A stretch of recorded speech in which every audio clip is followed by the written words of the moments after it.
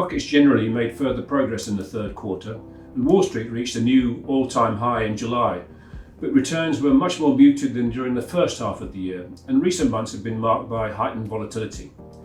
Equities, bonds and commodities were all buffeted by increasing evidence of a global manufacturing recession and worries that this could spill over into the broader economy, as well as sentiment swings surrounding the all-important US-China trade wars.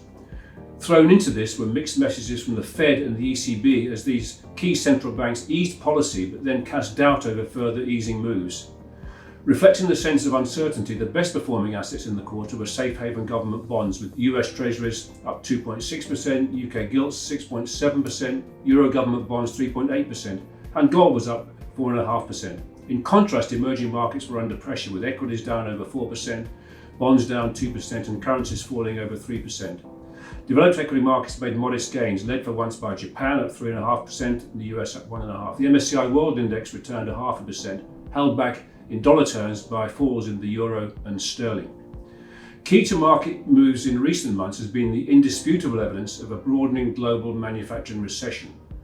Trade wars and disruption in the critical auto industry have damaged the manufacturing and export powerhouses, with China's growth falling to its lowest levels in almost 2 decades and Germany in or very close to recession. Business investment has weakened and the slowdown has spread globally, with growing fears that the consumer and service sectors will be impacted. In combination with remarkably subdued inflation, this pushed bond yields down dramatically.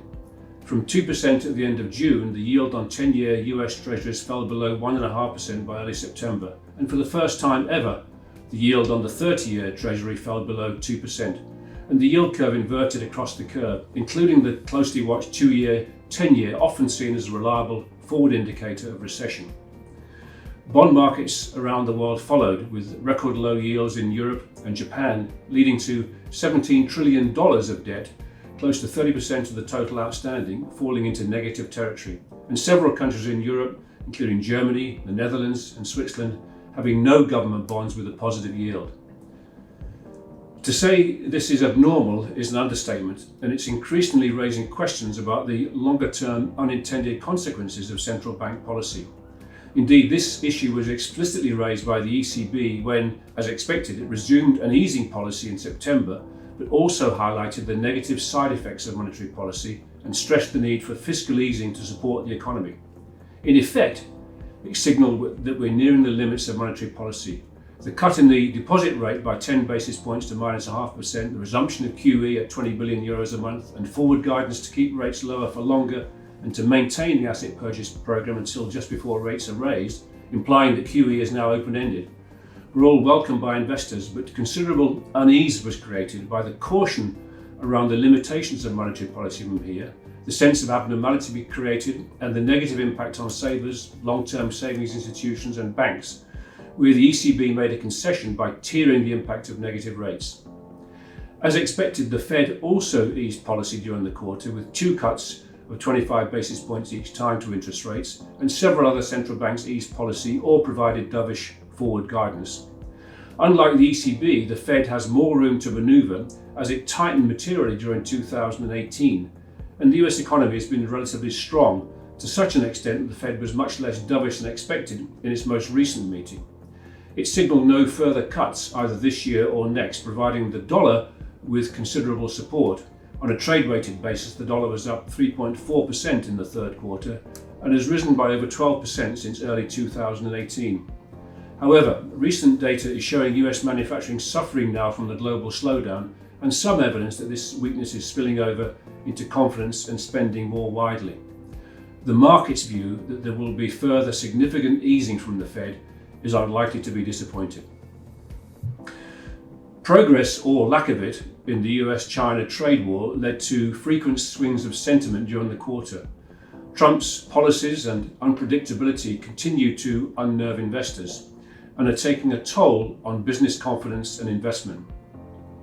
However, as the quarter progressed, there appeared to be some thawing of the two sides' tough rhetoric, raising hopes that progress could be made in coming months. Both leaders need a deal to be done. Trump because an election is now in sight, and Xi because the Chinese economic slowdown is accelerating. But both leaders also like to be seen as tough, and concessions won't easily be given. The issue is also not solely about trade.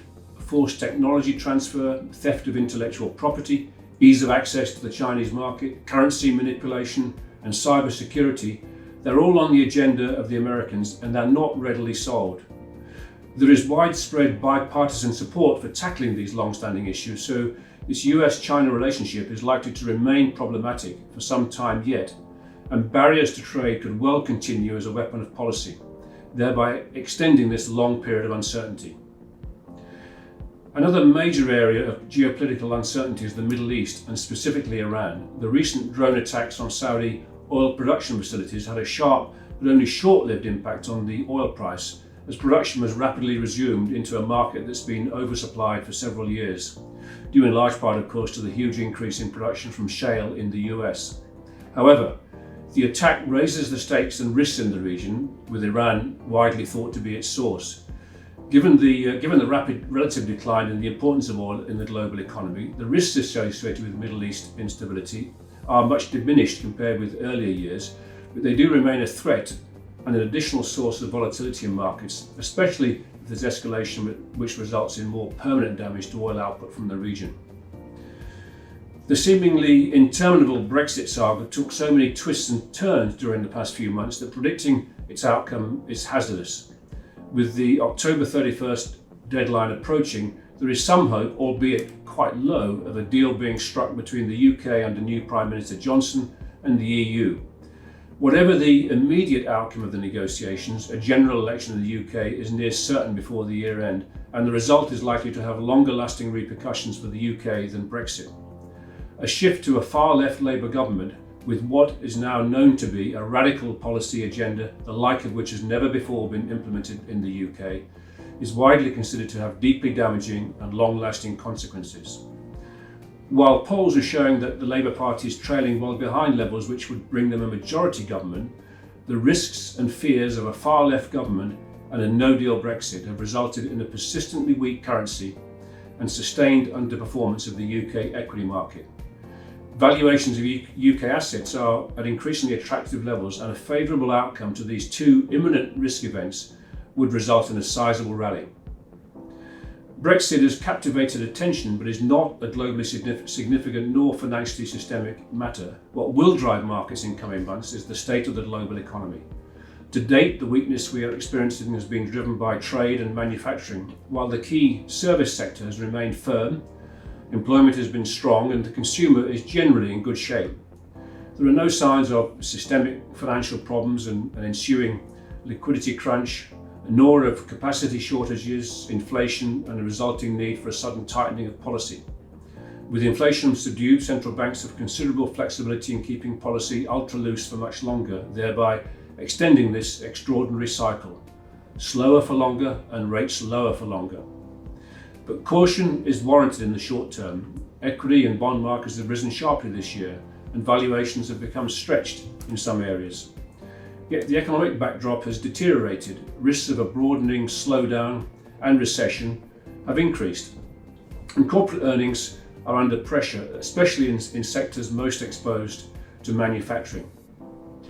A period of consolidation is overdue and likely, but we believe that the cycle has further to run, and there's very strong valuation support from the extraordinarily low yields on cash and bonds, something which we expect to persist for a considerable time ahead.